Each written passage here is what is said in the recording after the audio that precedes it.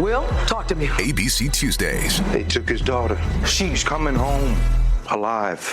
Will Trent, the series critics are calling powerful must-see TV, continues to thrill. Shouldn't we strategize before we go in there? If we screw up this case, a cop killer walks free. With its most dramatic and heart-racing season yet. GBI! Help me! Get down! Will Trent, all new Tuesdays on ABC and stream on Hulu.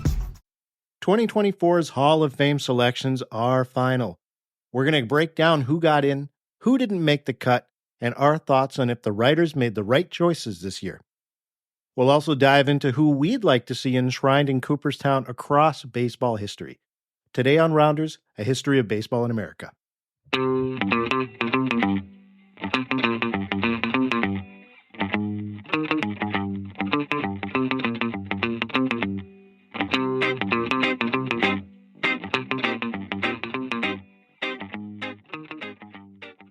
Hello, everybody, and welcome to another episode of Rounders, a history of baseball in America. I'm your host, Jeff Lambert. On this episode, we are going to be talking about the most recent inductions into the Baseball Hall of Fame.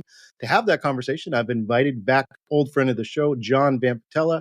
John is the author of The Forgotten Game, a book that covers Game 5 of the 2004 ALCS between the Yankees and the Red Sox. We had you back on in October 2021, John. It's been a bit. And then you've got a new book to discuss today, which I'm excited to go through. And you are also the Northeast Regional Director for an organization called Athletes in Action, which I want to talk to you about a little bit more at the end of the show as well. But with all that said, thanks for coming back. It's great to have you. Yeah, Jeff, I'm excited to be back. Last time we chatted, it was such a blast. And I know we've been trying to make a connection to do this again. And I'm really excited to talk about the Hall of Fame stuff. That's a fun topic. So, yeah, thanks for having me on. Really excited about it. Absolutely. It's been big news. I've been interested in reading all the reactions from different sports writers about the recent inductions. So this is going to be a great conversation. So I broke this into a couple different parts just to give the audience a little bit of a upfront expectation of what we're going to be doing. So we're going to start off by talking about the induction rules. In case you're unfamiliar, how does somebody get into the Hall of Fame? We're going to cover that briefly. Then we're going to go over who was actually voted in this year and give our opinions on whether they should be there or not, according to, our recommendations. And then we're going to look at those who were passed on the ballot and maybe give some insight into maybe if they should be getting on here in the next few years. And then to finish up, we're going to give our recommendations for who we think, whether they're eligible or not now, our picks on who we think should be inducted into the Hall of Fame. So it should be a great conversation. So we're going to go ahead and jump right in. Let's do this. So the first section we're going to talk about is I want to just very quickly, if you're unfamiliar, there's a process that is very extensive for being inducted into the Hall of Fame. And there's essentially two ways that you can get into the Hall. One of them is to be inducted into the Hall by the Baseball Writers Association of America, the BBWAA. And how that works, there's 394 members in that association.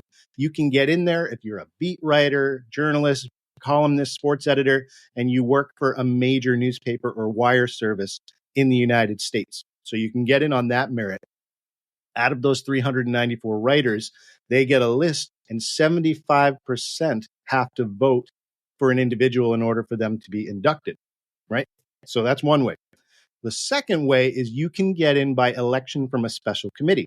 So the Baseball Hall of Fame has 4 different era committees that meet, and they look at individuals that may have passed on their eligibility. They didn't get voted in for the time that they were allowed to be on the ballot. They relook at the stats. They work with managers and umpires and executives to gather statistics, information.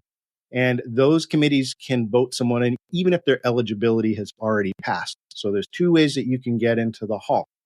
Now, what does the Baseball Hall of Fame rules say about getting inducted? Is it just a statistical-based thing, or are there more criteria that are considered? The answer is yes. So I'm reading you exactly what the language is for being inducted into the Hall of Fame. So the official Hall of Fame requirements state that voting is based upon the player's record, playing ability, integrity, sportsmanship, character, and contributions to the team on which the player played.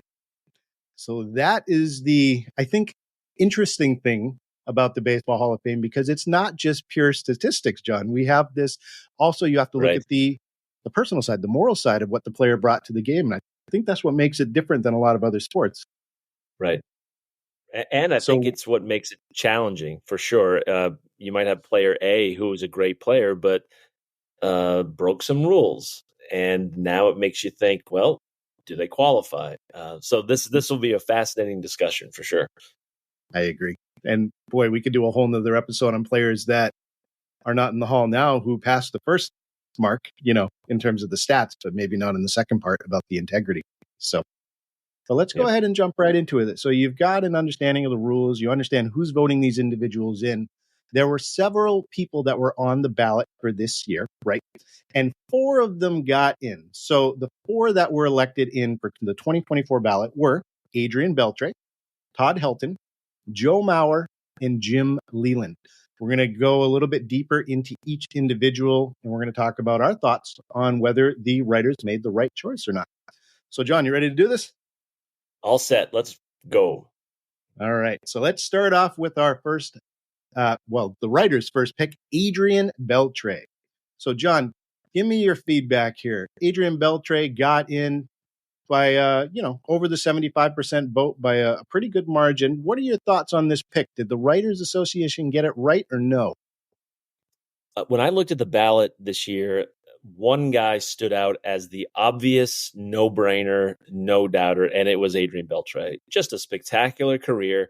I remember when he first came up, and you knew right away that he was a good player, came up with the Dodgers. He was good for the first few years, very young player when he came up. And so he had the pedigree. And then he had that monster breakout season in 2004 where he hit 48 homers, 128 RBI, finished second in the MVP voting. Mm-hmm. And you thought this guy could be a star. Took a little step back the next year when he switched teams from the Dodgers to Seattle, but then just proceeded to crank out just a tremendous career the rest of the way. He was a great power hitter. He was a great fielder, and everywhere he went, he was really, really good. And I thought this was the one, no doubt, no brainer selection for the Hall of Fame. It was the easiest. When I looked at the ballot, it was the easiest yes on the whole ballot. So 100% they got this one right. Those are great points that you made, John. There are some arguments that are floating around out there about the disagreements with this decision with Beltre, even though you and I think it's a clear decision. One of them is based around the fact that he was never elected, as an MVP in either league in which he played. Do you think that carries any weight that he didn't be able to stack up that hardware throughout his long career?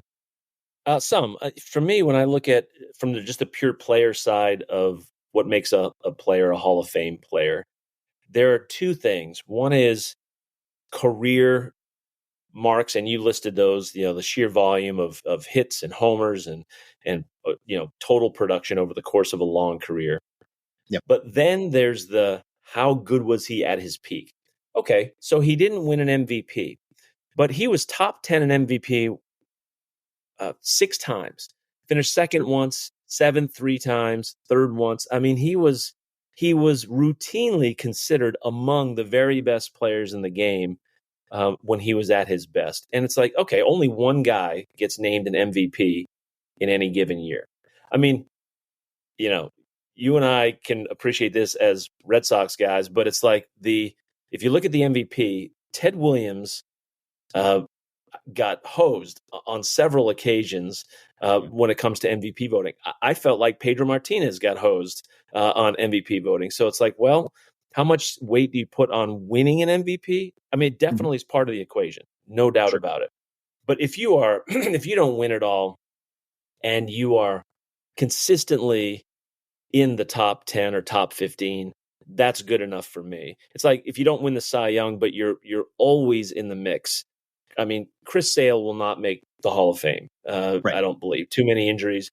But at his best, he was always a top 5 Cy Young guy. Never won one that I recall, but always considered one of the very best pitchers in the game. So to me, that's plenty. And he met that mark, no problem. Great point. So both votes yes from us on this decision by the BBWAA. Excellent decision. Let's move on to the next individual that was inducted into the Hall of Fame. That's Todd Helton, the Big H. Tell me about what you think about this pick. Did they get it right, John? This one's harder. This one's much harder.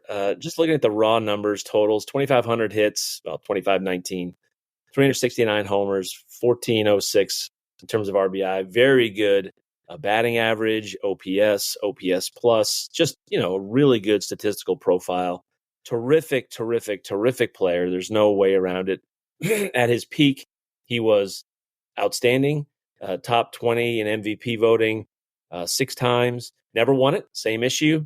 Good fielder too. Won several Gold Gloves, and he definitely had a few just spectacular seasons. His 5-6 year peak was great.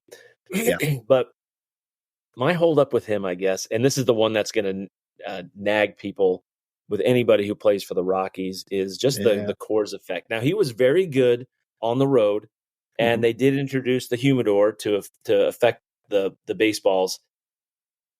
But I still can't deny that there's still something going on with playing at elevation, and it impacts your statistical profile. So I have to take a little bit off of his stats, and to me, that puts him in the hall of really, really, really good. You know what I mean? But not quite the Hall of Fame. I'm not complaining that he's in. Right. Great player. So I'm comfortable with him there. I wouldn't have voted for him, but I can totally see the argument for him being in, and it's definitely not one like I felt like Harold Baines. I'm not the kind of person to stomp my feet over these decisions, but I thought he was not a Hall of Fame player. He just wasn't. And he's not the only one. There's other guys too. But Todd Helton, I would not stomp my feet over. I just feel like he's pretty darn close. So while I wouldn't vote him in, I can understand why people would, and I don't have too much of a problem with it. I agree with your borderline points there. One of the two, I guess, stats that we look at a lot of times when it comes to putting people in the halls, did they get to 3,000 hits? Did they get to 5,000 home runs if you're an offensively minded player? He missed both. I mean, it wasn't by a lot, but he missed both, right? And he was a first baseman. Like, there's more first basemen in the Hall of Fame than I think any other position. So should the bar be higher for those kinds of players? Because there's so many other amazing first basemen that got in with better stats. So I'm on the fence here too. The other thing too, I think in his favor, and you mentioned it to an extent, he was the face of the Rockies during those early 2000s teams, the 2007 Miracle, just the way that he carried that club. He was the face, and, he led them to a lot of their success. And that's something that's supposed to be considered by the writers when they're choosing, a player and whether the contributions make it or not. So I'm going to go with a tentative yes, just like you, but I agree. It sits right on the line.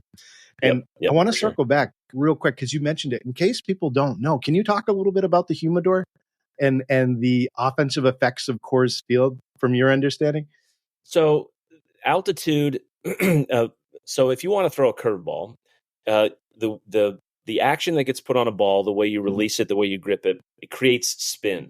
Yep. And the more air that flows over the ball and around the ball, the greater the spin. The greater the spin on a curveball, for example, the more it's going to move. Yep. But when you're a mile up in the air, there's less air to contact the ball.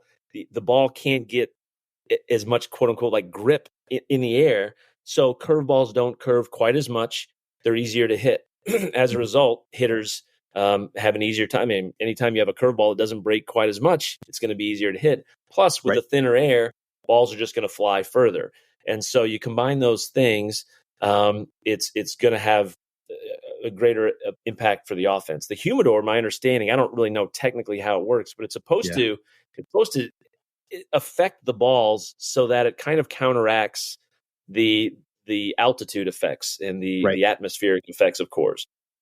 From my understanding, it's basically like a giant humidifier. So they installed it shortly after Coors Field was, built, and they keep the balls in this giant humidifier until game time. So when they come out, they're not as, I guess, dried out. So like what you're saying, because of the atmospheric conditions. And there was a big drop in offensive production between those Rockies teams before and after the humidor. So Right. there is something to be said about playing there on a regular basis. And would he have achieved those same numbers if he was hitting in, the Padres Stadium, Petco Yep. Field, where you've got those deep, deep outfield walls. So great points. So Todd Helton, you get a hesitant yes from both of us. Let's move on to Joe Mauer. Joe, the Minnesota kid. John, what do you think on this one? I thought he was a great player, and especially given his position, I thought he was a yes. It wasn't as slam dunk for me as Beltre, but when I thought of Joe Mauer, I just thought this guy is tremendous. Now, Mhm. not much power, only 143 homers in his entire career.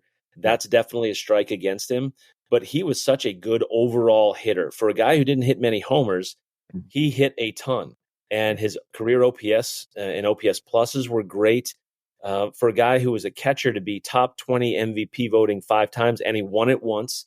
So he had a really good peak. His 2009 season was incredible, especially for a catcher. 28 homers, 96 RBI. OPS of 1.031, which is amazing.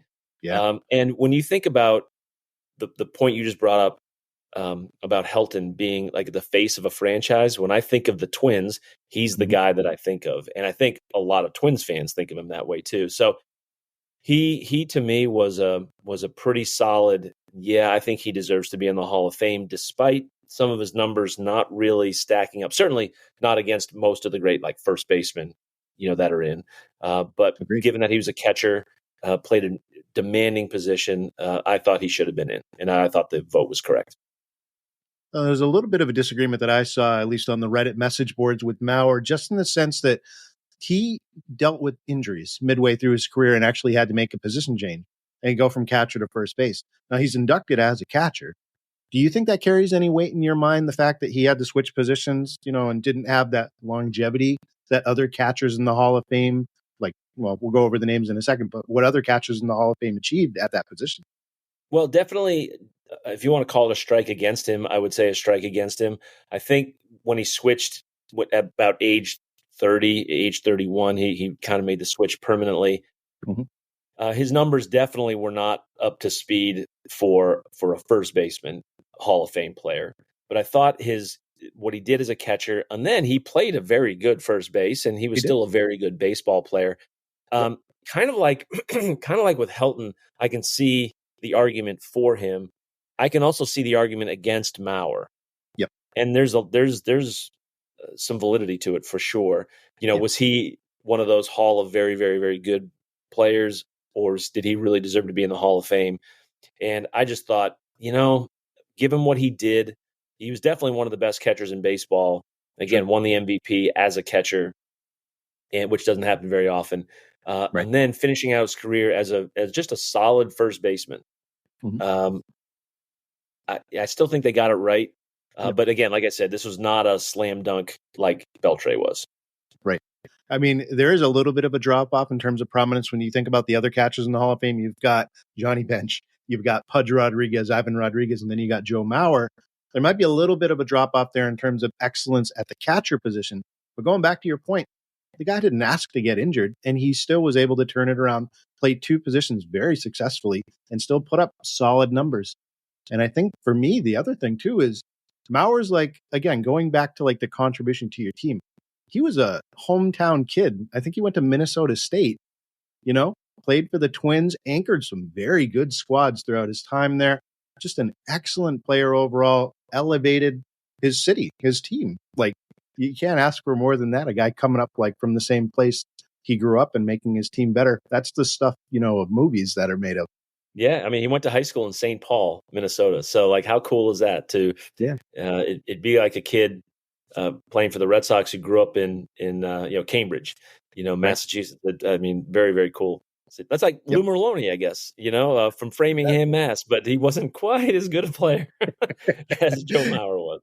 That's true. Sweet Lou, he has a place in all Red Sox fans' hearts, nevertheless, I think. So, Yep. all For right. sure. So, two more borderline votes here from us for the Joe Mauer pick. Now we're going to wrap up with not a player, but a manager. We're going to talk about Jim Leland. He was the fourth guy that was inducted into the Hall of Fame. I mean, just a lot to talk about here in terms of contributions. when you look at the body of work, John, does this pass the test for you? I think managers, I don't know how you feel, Jeff. I think managers are very hard unless you have just a ridiculously great record. Yeah. It's really hard to pick a manager. I look at his. I'm pausing because I'm really unsure of what to say about him. He won a World Series and he guided some teams to some remarkable records. He managed a bunch of different teams and he did a good job with Pittsburgh, Florida, and Detroit. Not so great with Colorado for one season, Right. But he won a lot. He won an awful lot, and I guess just longevity. He was a manager for a long time, 22 years as a major league manager. And I think we all have this picture in our mind of Jim Leland in a dugout, and it I don't know. I think of him as a really good manager. I just think, you know what? He obviously was good at what he did. He was successful basically everywhere he went.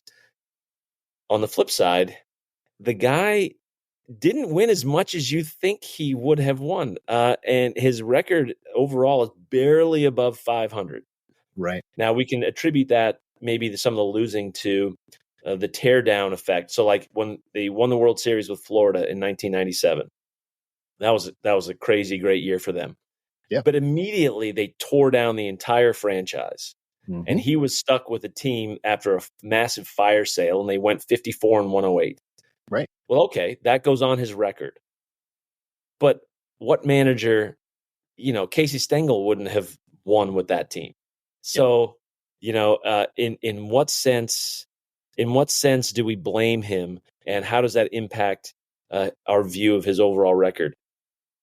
I would say this is going to be one of those gut things. I think just my gut response when I think of Jim Leland, I think, yeah, of course that guy's a Hall of Fame manager. He was really good for a really long time, and he won with a bunch of different teams.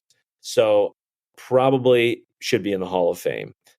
Now, we pay attention to players way more than we do managers. So I don't really know what managers aren't in the Hall that maybe should be, or what managers are in the Hall that probably shouldn't be.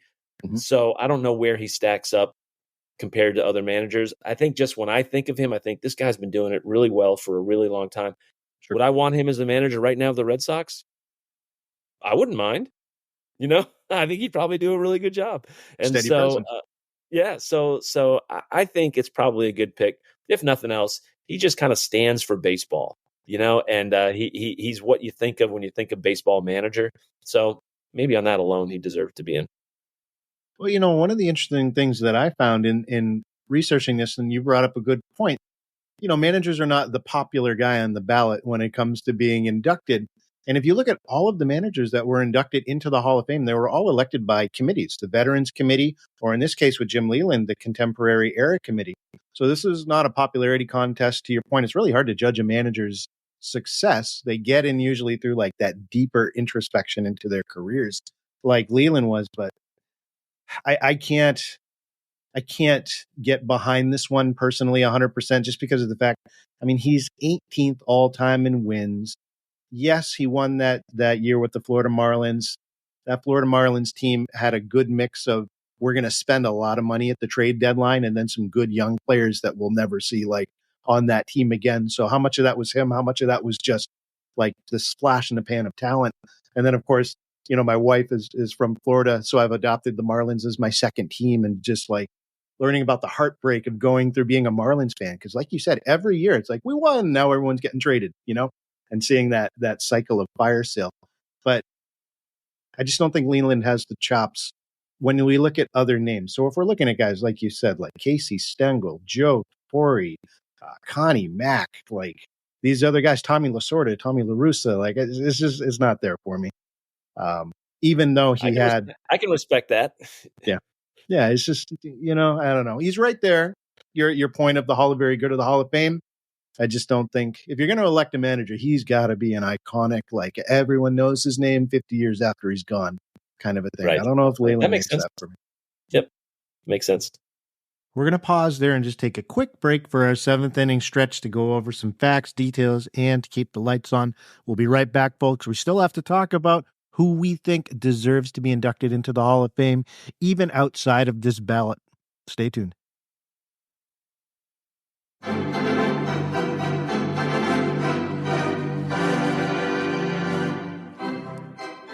Hello, everybody. Welcome to the 7th inning stretch. I've got a couple things to go through with you as we've been laying out here for the past couple weeks.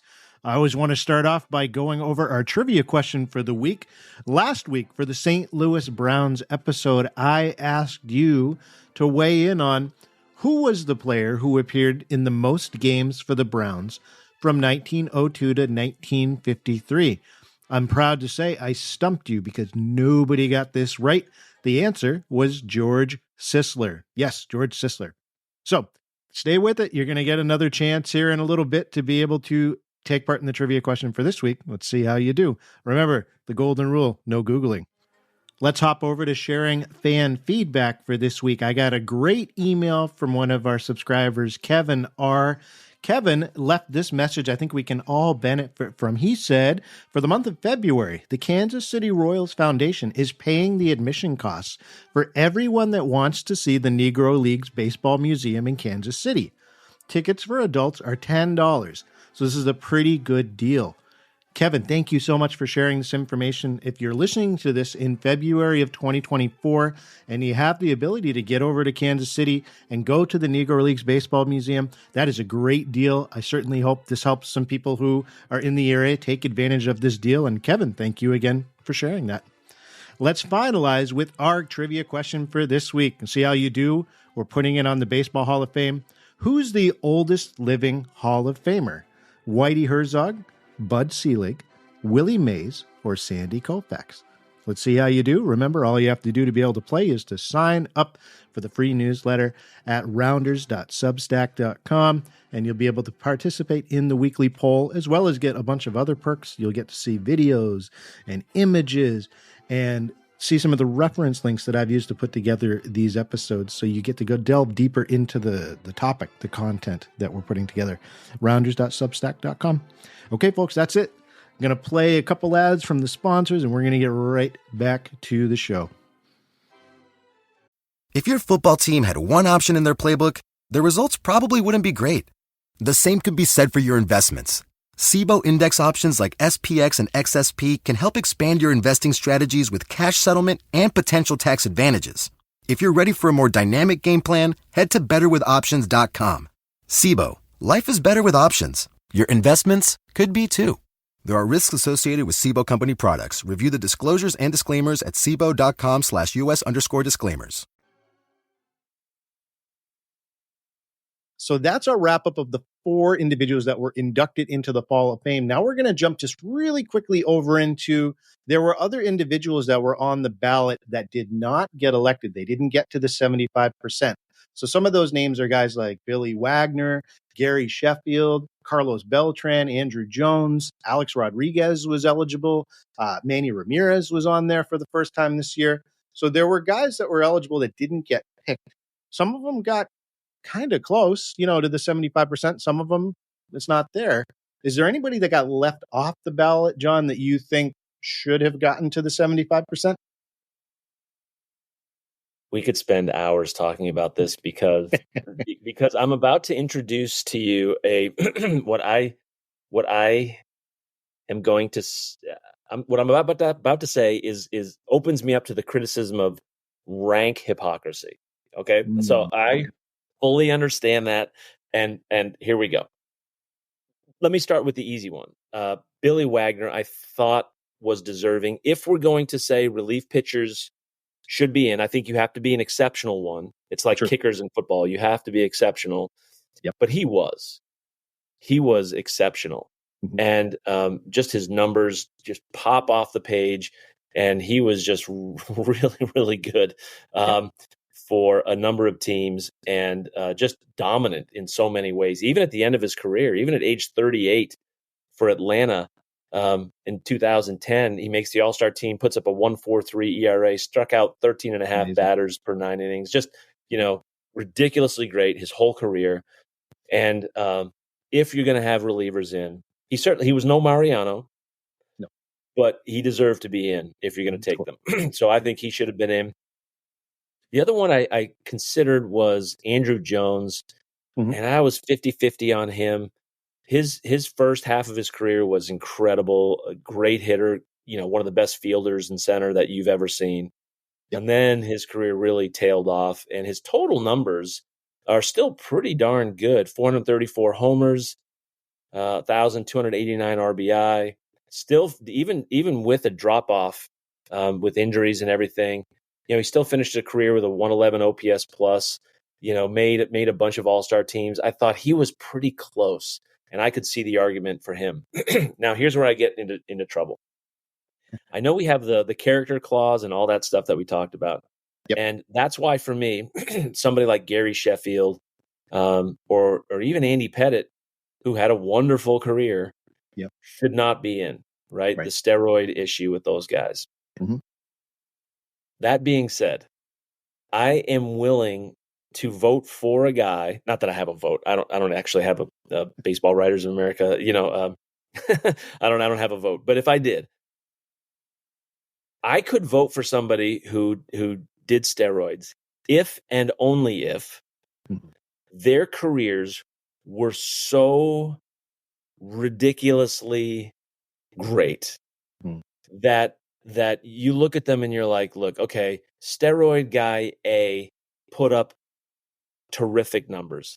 Steroid guy B was an otherworldly alien playing baseball with human beings. You know what I mean? Like guys like Barry Bonds and Roger Clemens. I know Right. they weren't on the ballot.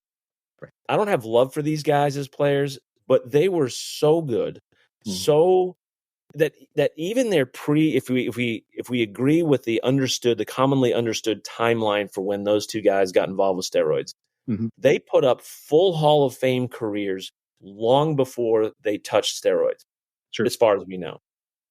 And then when they did steroids, their numbers just exploded even more, right? So Barry Bonds, those 40 years in the late 90s, you look at the numbers and you can't even believe that they're real. They're video game numbers. Yeah. Being intentionally walked 230 something times in one season. Mhm. It's like, and every time they pitched to him, he hit a 500-foot homer. And it was like, how do humans do this? It's not even possible. And you could say certainly steroids clearly help, but something else was going on there too. He was locked in a way that humans just aren't supposed to be locked in. And so I look at those guys and I think they were so much better than everybody else that even with steroids, I would say put them in, make a note. They were doing steroids. That's part of their legacy, but they were so good. So now those two guys weren't on the ballot, Right. but Alex Rodriguez was, Yeah. and Manny Ramirez was. Yep. And in the same vein, both of those guys were beyond normal greatness on a baseball field. Mhm. They put up astronomical numbers, eye-popping in every way. Two of the greatest players that have ever played the game. No question about it. Like, no argument about it. The only downside is, yep, they did steroids. It's like, okay, that's a big deal. And for a lot of people, total deal breaker no matter what. Yep. I guess this is where the hypocrisy comes in. And it's like, am I being hypocritical? And I think, well, probably. But the reason I think I might not be is because I put the bar, if you were involved in that, so high, Mhm. right? If you met that bar, well, then goodness, sure. Like, you were so good. And Yep. and that's what I think those guys were. Clemens, Bonds, and in this case, A-Rod and Manny were just so good that I would put them in even with Mhm. that caveat. Now, So what do you Gary think about that? Sheffield, I like it, and I want to expand. We could do a whole nother episode on this because that's where the distinction for me is. I agree with you, where guys that are just so astronomically better than everybody else in the league, even with if you separate the steroid times out of their career, they're still there. I agree with you. The one guy that doesn't make that one for me is Pete Rose, just because there was that additional insidiousness to what he was doing as opposed Yeah, to the performance enhancing. I'm with you on that. To me, gambling is different. And people might say, well, he gambled on his own team, but it matters. It totally Yeah. matters. And 100%. that was the one rule. That was the one rule that Major League Baseball said, "Thou shalt not do this ever," because it Right. totally affects the integrity of the game and everything. And it's really hard for me to swallow it now when I see gambling ads every minute of every day for Yeah. every sport. It's like, oh, all these sports are totally in bed now with Vegas, whatever. That's another conversation. 100%. But that is different to me. Again, someone might say, "John, you're being ridiculous. There's no difference at the end of the day." And I'm like, well, to me there is. And if I have a vote, sorry, Pete Rose. And for Sheffield, his numbers to me don't quite stack up. He's very good, no question about Yes. it. And he was the guy, as a Red Sox fan, I did not want to see come up to the plate in the Right. 2004 ALCS. It's like, not Sheffield, because I just felt like he was going to hit one 1,000 miles every time he came up. But by the way, his son is crushing it, and he's got the same exact swing. It's crazy to watch. It's like he's the same player. But I just thought he didn't quite make it. And Pete Rose, I'm with you 100%. It's too bad, because the all-time hits leader, should be in the Hall of Fame. But yeah, nope. You talk about aliens amongst us. Pete Rose meets that criteria, especially for the amount of time that he played. The guy was a player manager while he was hitting 30 plus home runs a year. Like, it's just different breed. And on a note on Sheffield, I agree with you there too, just because of his connection to steroids, but he wasn't the alien level, I think, that some of the other ones we talked about. And unfortunately for Gary, he's off the ballot. That's it. This was his 10th year. He's not going to get another shot. So it continues to follow players, this steroid era. There's going to have to be, I think, like a real consensus around what we do about these players, because it's been kind of ignored. Do we do the asterisks? The Hall of Fame hasn't really put their foot down on how we treat these players. The other one for me too, not to go off too much on a tangent, you got to look at Shoeless Joe too. Shoeless Joe Jackson, and again, a guy who is just otherworldly with his ability to hit the ball, but he falls into that Pete Rose camp of he bet against his own team. I mean, I know you can make an argument about the evidence. Was he just there as a spectator? Did he not report? Was he actively involved? But he's another one. Just wasn't even so much that he bet against. He actively. Well, if the story is 100% accurate, like, he literally helped throw games. Right? I mean, that's the accusation. Yeah, it's like you can't do that. Or like whatever else you do, you can't do that. Yeah. That's like with gambling already so prevalent in sports. Once you cross that bridge of being like, okay, we're going to allow this level of recognition for someone that did that, I don't know if that's a bridge that you can walk back across. So right. That's another episode we got to do sometime, John. Those big names. Oh man. There's one other guy that kind of I've always thought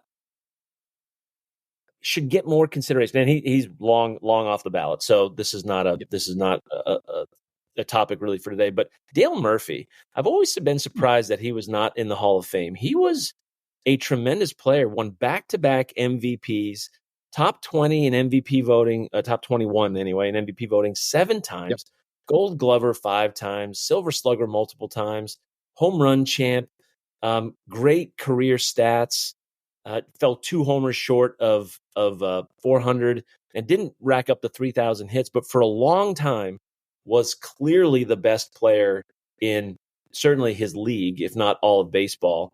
And he did it for quite a while. He was good for a long time. And so I guess I never understood why he didn't get more recognition, because he was a terrific player, and with no stains on his record whatsoever. Was considered a great guy, and he was the face of the Braves for a very long time. And I guess I would have liked to have seen him in there, given some of the people that are in. I think he's better than some of the folks in there, but that would have to be something that one of these committees picks up later on and decides to vote 100%. Him in.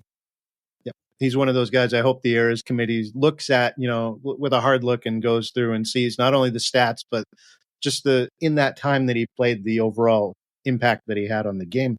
I know for me, if I had the power to pick any individual to have the Hall of Fame induction bestowed upon, for me, it's more of a recent guy, Johan Santana. Do you remember him? Pitcher on the Mets and the Twins? Yeah, he was tremendous.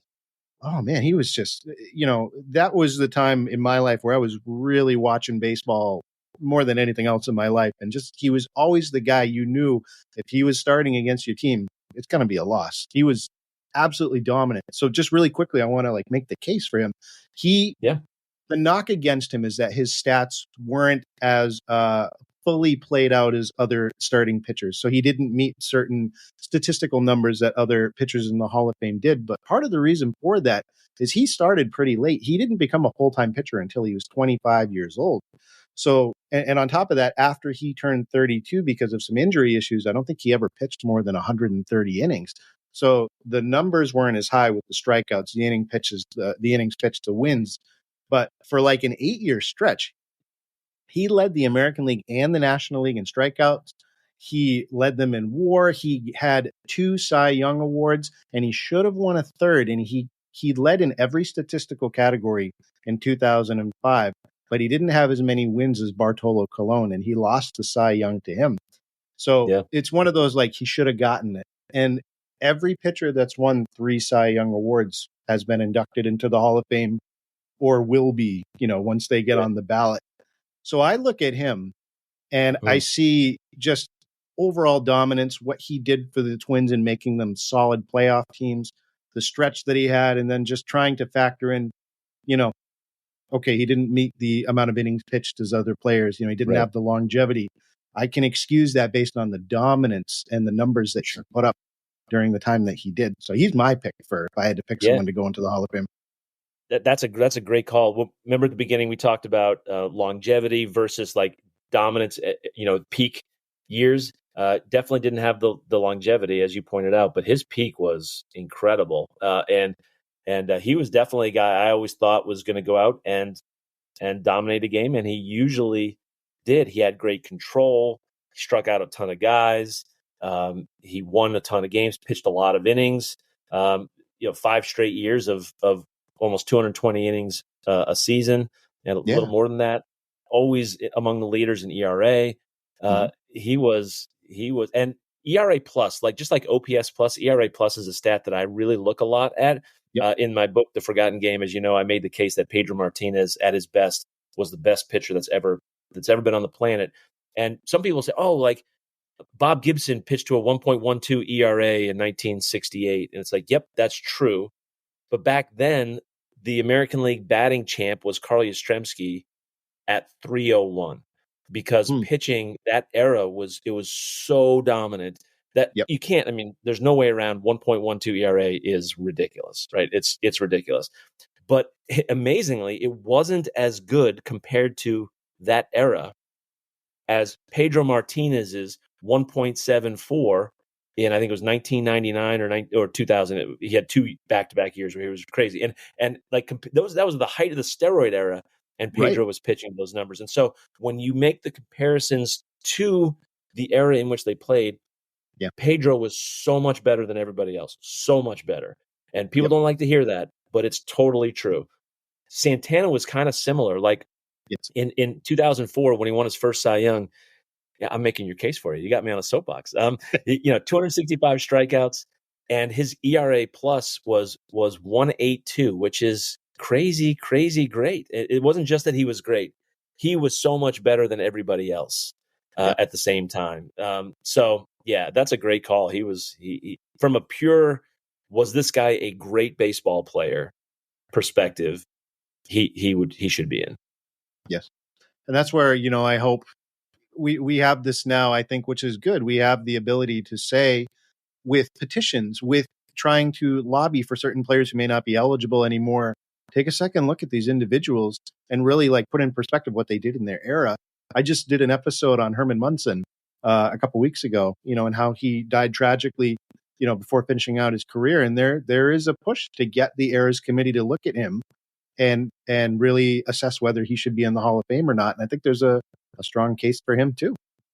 So he was a great player. One of my first and most treasured baseball cards, even as a Red Sox fan, I have a Thurman Munson card that I've kept since I was a kid, and I don't know why I kept it when I was a kid. I knew he was a great player, and then I think when he died, I was like, I gotta hang on to this one, So yeah, that's kind of interesting. That was the days when the Red Sox fans hated Thurman Munson, but I kept his card. Yeah, you gotta respect greatness where it is, right? Well, folks, Absolutely. hey, we've gone through, we've ranked what we think how the writers did on their selections this year, talked about some of our picks for who we think should get consideration for the Hall. We'll see what happens next year, John. Maybe we can do this again and rank and see if some of the people we talked about end up getting up higher on the ballot. But before we finish, really quickly, I want to talk to you about what's going on with you. You know, we had you on to talk about your book, which I've got right here in the background in case anybody needs to see the cover. Excellent read. Great talking to you about that. You have a relatively recently new book out. I would love for you to talk a little bit about some of the research that you've done since we talked and what you came up with. I would love to. So the book that I've recently released through my publisher, Roman and Littlefield, is called 53rd Man, Fighting to Make It in the NFL. So it's a football book, not a baseball book. And I don't know how many of your listeners and viewers are football folks, but I like all kinds of sports. And the genesis of this book was there was a student, this touches on a topic we're going to get to in a minute here, but touches on my real work, which is working with this organization called Athletes in Action. It's a sports ministry. And locally, I work at the University of Connecticut. I'm wearing UConn gear right now. We just got back from a little retreat with student athletes from all over New York and New England. We're up in New Hampshire for a getaway. And the whole idea is we want to help students connect their faith with their sport. I'll talk more about that in a minute. Anyway, one of my former students, a student I mentored, was named Jeremy Davis, and he was a great receiver for the University of Connecticut. Now UConn's not like Alabama or Georgia, but it's still a D1 football program, and he got drafted in the NFL. Super fun for me to see him. This is a guy I just loved to death and spent a lot of time with, and to see him in the NFL was really a blast. Well, he ended up not really making it as a receiver. He I would say struggled in a 6-year NFL career. He ended up being a special teams only guy, and every year it was a fight to make the team. And I thought to over the years we were talking about this and how's he doing? How's he handling it? What's the latest issue? Like how's it look this year making the team? Whatever. And I just realized this guy put in a crazy amount of work to fulfill a lifelong dream to play in the NFL. But nobody's ever heard of this guy. Nobody would pick him up on a fantasy team. He doesn't really show up on rosters. I mean, he's technically on the roster, but because he only really plays special teams, right, he's only generating a couple of tackles, a handful of tackles a year. To the Giants and later to the Chargers, he was a valuable member of the team, but he was not a guy that fans knew of. Tom Brady, everybody knows. Today, Patrick Mahomes, everybody knows. Right. And you know their stories, Travis Kelce's dating Taylor Swift, right? So everybody knows this. But does anyone know who the 53rd man, and 53rd man refers to the size of an NFL roster, 53 guys. Does anyone know who the last guy on the chart on the Chiefs roster is? No, I don't either, right? Nobody knows who that is. The Chiefs do, but I don't know who that is. But you know what? That guy's got a compelling story. That guy has worked his tail off and has overcome an unbelievable amount of hurdles to get to where he is. And for that guy, his team's in the Super Bowl. How cool is that? Anyway, I thought there were some stories here that are worth telling, mainly because these guys deserve to have their stories told. And I think fans of football would really enjoy reading about some of these people who they never, ever read about in the paper, never see on TV, really. And so I started chronicling Jeremy's story, and then I got connected to a few other athletes. And so it's really, I highlight 3 athletes in particular: Jeremy Davis, a guy named Austin Carr, who played for 4 years he got cut by the Patriots, played for 4 years with the Saints, and then Matthew Slater, who ended up going from a 53rd man to an all-pro. So that's one of those like radical success stories, a guy who becomes much more than a 53rd man. Tom Brady is the ultimate example of that. Of course, being drafted number 199 out of college. But it was a really fun book to write, and I think that people will connect with these guys and just have a newfound respect for the guy who normally we wouldn't give a second thought to, or we'd say, oh, that guy isn't very good. Not very good. He's in the NFL. Like, he's an incredible football player, and just gain a greater appreciation for these guys, and maybe even gain some inspiration. In every company, at our local grammar school, that's 5 minutes from our house. Mm-hmm. there's a 53rd man there. There's a guy who's the least paid, least known, probably least respected guy in the building, but he brings value to the Yeah. school and he brings contribution. And you know what? He deserves to be recognized. And I kind of view this as a way to recognize people who are in that position, certainly in the NFL, but in every other walk of life, because there's 53rd men and women everywhere. In fact, one of the neat stories is when this was pitched to Roman and Littlefield, the publisher, the woman who was the acquisitions editor jumped all over the book. And when she was telling me why, she said, I saw this and I said, I was a 53rd man. I was like, what do you mean? Well, she was a great college soccer player and got drafted in the National Women's Soccer League by Seattle. And she said, but I never played. I just was always on the bench. I had to go to every practice. I had to work as hard as everybody else, but I never played. So when I saw this, I was like, that's my story. And there's so many people, right? Whether at every level, whether you're the last kid on the bench on the JV team in high school or whatever, right? You can relate to being kind of a bench athlete and what that's like. So anyway, super fun book to write. And I think sports fans, football fans will find it, even baseball fans will find it pretty entertaining. So thanks for giving me a chance to talk about that. Yeah, I love the underlying message, John. You just gave me a flashback to someone I haven't thought of in 15 years. The athletic director of my small little college, Atlantic Union College in Lancaster, Massachusetts, a guy named Sandy Smith. He was a draft pick for the Phoenix Suns, played a couple years in the NBA. Nice. Didn't pan out in terms of having a long career, but he was the glue that really held that campus together. The guy that people would come talk to when even they just needed someone to be able to vent to, and ran, right. His little part of the world, of that college successfully, and really gave life to the school. And, he was the 53rd man, you could say, of that institution. So, yeah, that's cool. Coach Smith. Yeah. So it's a good fun. message. Good. We all have to recognize who that individual is in our life in different capacities. Where can people pick up the book, John? Where is it available?